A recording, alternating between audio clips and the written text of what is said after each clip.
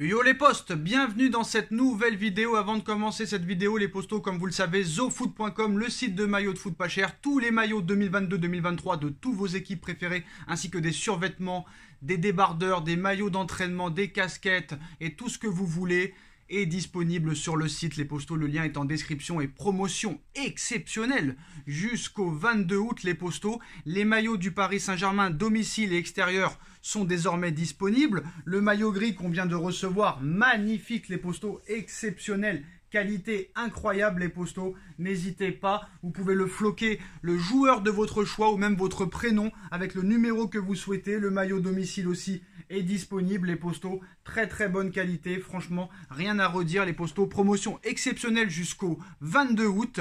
Si vous achetez 2 articles, vous obtiendrez un maillot offert. Si vous achetez 4 articles, vous aurez 2 maillots ou 2 ensembles offerts plus livraison gratuite express. Si vous achetez 6 articles, vous aurez 3 ensembles maillots ou 3 ensembles de votre choix plus livraison gratuite. Si vous achetez 8 articles, vous obtiendrez 4 maillots de votre choix plus livraison gratuite express. Pour avoir tout ça, vous devez commenter dans l'écran de paiement quand vous faites votre commande. Description de l'événement en bas en description, les postos. Vous avez tout ce que vous voulez et je vous présente le site dès maintenant. zofoot.com les postos, en plus de cette promotion exceptionnelle jusqu'au 22 août, vous avez en plus de ça les moins 10% avec le code promo Sacha, tous les maillots, tous les survêtements de tous vos clubs préférés, des maillots NBA, des maillots Formule 1, des shorts, des casquettes, vous avez tout, le maillot extérieur du PSG, le maillot domicile, n'hésitez pas, le lien en bas en description. Les postos, dans cette vidéo, on va parler de Neymar qui a été totalement exceptionnel, totalement extraordinaire contre Lille, 7-1, auteur de 2 buts et 3 passes décisives. Depuis le début de saison, Neymar est totalement incroyable, que ce soit contre Nantes, que ce soit contre Clermont, contre Montpellier, contre Lille, il a des stats totalement hallucinantes. Totalement remarquable. Hier contre Lille, il a été partout, offensivement, défensivement, à gauche, à droite. Il switchait avec Mbappé, avec Messi. Il courait encore à 7-1. Et un Neymar comme ça, on ne l'a jamais vu. Peut-être qu'on l'a vu certaines fois au FC Barcelone, mais on ne l'a jamais vu comme ça. Surtout au Paris Saint-Germain. Alors certes, je vais me répéter, mais les premières années Paris Saint-Germain étaient plutôt pas mal. Les 6 premiers mois 2017-2018 étaient très bien. Malheureusement, blessure, on n'a pas pu voir par la suite. Deuxième saison, les 6 premiers mois, excellent. Malheureusement, encore une fois, blessure. Et à la fin, ça s'est mal terminé. Il y a eu l'épisode retour au Barça. Après, il y a eu la prolongation de contrat. Mais c'est vrai qu'entre, on va dire, entre 2018 et 2022, on n'avait pas vu un très grand Neymar.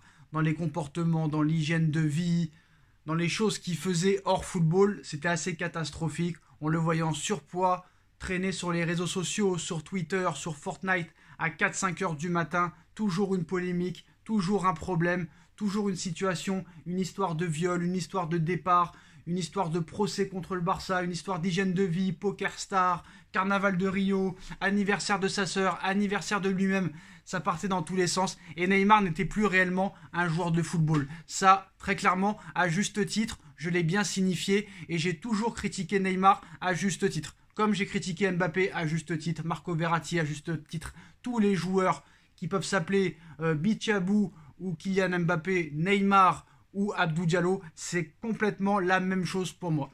Et Neymar, depuis plus de 3 ans, ce n'était pas réellement un joueur de football. Et en 2017, quand il est arrivé le 3 août 2017 en provenance du FC Barcelone pour 222 millions d'euros, d'accord, c'est pas de sa faute s'il a été acheté 222 millions d'euros. C'était le Barça à l'époque qui avait donné cette clause libératoire. Et c'est le Paris Saint-Germain qui a décidé de racheter Neymar 222 millions d'euros. Mais Neymar, au niveau du professionnalisme, voilà, les 3/4 du temps au Paris Saint-Germain, ça a été néfaste, ça a été négatif, très clairement.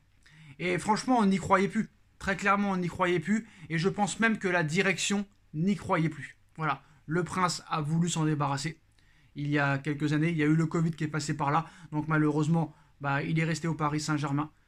Est-ce que très clairement, Neymar a fait passer un cap au Paris Saint-Germain? J'ai envie de te dire très clairement non. Mais quand même un petit peu. Parce que c'est avec Neymar qu'on a atteint la finale de la Ligue des Champions quand même en 2020. C'est quand même, quoi qu'il en soit, peut-être pas grâce à Neymar qu'on a été en demi-finale de Ligue des Champions en 2020, 2021. C'était surtout grâce à Kylian Mbappé, mais Neymar quand même faisait partie de l'effectif. notamment des très bons matchs contre le Bayern à l'aller et au retour. Mais on ne le sentait pas très clairement heureux au Paris Saint-Germain. Et en plus de ça, contre le Bayern, au match retour, il avait fait un match exceptionnel, mais à l'arrivée, le PSG perd, se qualifie, mais perd, et à l'arrivée, c'est 0 but, 0 passe décisif. Et lors du Final 8, il est très très bon, mais contre l'Atalanta, le Red Bull Leipzig et le Bayern de Munich, c'est 0 but et seulement une passe décisive, je crois, et encore, je ne suis pas sûr. Il y a eu des gestes remarquables, mais il n'était pas décisif. Et Neymar, ce qu'on attendait de lui, c'est qu'il soit non seulement phénoménal sur le terrain, phénoménal aussi hors du terrain, très professionnel, mais surtout décisif. Et ça n'a pas été le cas ces dernières années au Paris Saint-Germain. Il y a toujours eu que des problèmes extrasportifs, des problèmes de viol, des problèmes de retour au Barça, des problèmes de prolongation, qui à l'arrivée, il a eu sa prolongation, des problèmes de comportement, d'hygiène de vie. On parlait à chaque fois de Neymar hors football. Et ça posait réellement problème. Neymar faisait des choses que aucun autre footballeur faisait sur la durée. À picoler des bouteilles de vin, voire 2 bouteilles de vin, et les poster sur Instagram, où le mec se couchait à 5h du matin en jouant à Fortnite. Il ne se cachait plus de rien. Là, depuis ce début de saison, depuis l'arrivée de Galtier, depuis l'arrivée de Campos, depuis cette nouvelle stratégie pour gouverner un club, tu vois que Neymar très clairement se tient à carreau. Et les 4 premiers matchs, que ce soit le trophée des champions contre Nantes, contre Clermont, contre Montpellier et maintenant contre le LOSC, il est totalement incroyable, il n'y a rien à lui reprocher. Surtout au niveau de ses stats. Les stats de Neymar depuis le début de saison, elles sont totalement incroyables. 7 buts, 6 passes décisives. Vous vous rendez compte? C'est presque plus sur ces 2 dernières années. Pourquoi Neymar est revenu à ce niveau-là, à ce moment-là? C'est ça qu'il faut se poser comme question. Et bien c'est simple, il y a 2 raisons. Il y a 2 raisons pour lesquelles Neymar revient à un niveau très très fort. C'est pour 2 raisons. Déjà la première, c'est qu'il y a la Coupe du Monde. Voilà, il y a la Coupe du Monde dans moins de 3 mois maintenant. Et il sait très bien que normalement, ça sera sa dernière Coupe du Monde avec le Brésil. Et comme Lionel Messi, c'est son ultime objectif. Après, peut-être qu'il y a le Ballon d'Or, mais comme il l'a dit, c'est peut-être pas une obligation dans sa tête et c'est pas un rêve incommensurable d'avoir le Ballon d'Or. Pour lui, le plus important, c'est la Coupe du Monde. Alors, il faut aussi avouer qu'à quelques mois de la Coupe du Monde, Neymar veut montrer déjà à son pays qu'il est présent, mais surtout aussi aux supporters brésiliens qu'il est toujours aussi fort qu'il l'a été auparavant. Donc la Coupe du Monde, dans quelques mois, ça lui permet d'avoir cette volonté de se mettre au niveau, cette volonté d'être sérieux, cette volonté de se mettre au service du collectif, cette volonté de vouloir courir, de vouloir jouer, de vouloir attaquer, de vouloir marquer, de vouloir faire jouer ses équipes pour les faire monter vers le haut, pour lui-même se faire monter vers le haut en marquant des buts, en faisant des passes décisives et en réussissant un petit peu tout ce qu'il veut. Ça, c'est la première raison. La première motivation de Neymar, c'est l'approche de la Coupe du Monde 2022 et on va prier pour que Neymar reste à ce niveau-là et que Neymar ne se blesse pas tout au long de la saison. Ça, on va prier très clairement parce que Neymar, quand même, reste un joueur fragile malgré ce début de saison incroyable. La deuxième raison, c'est le Paris Saint-Germain, c'est Nasser Al-Khelaifi, c'est Luis Campos qui ont tout fait pour le mettre à ce niveau-là, pour qu'il ait conscience mentalement qu'il n'était plus un joueur de football, qu'il n'avait plus le niveau. Parce qu'il y a encore 2 mois, on disait que Neymar n'avait plus le niveau. Il y a encore quelques mois, on disait que Neymar doit quitter le Paris Saint-Germain. Et lorsque le PSG a été champion l'année dernière, à 4 ou 5 journées de la fin, on a vu que Neymar, lors des 2-3 derniers matchs de la saison dernière, était très en jambes. Très très en jambes.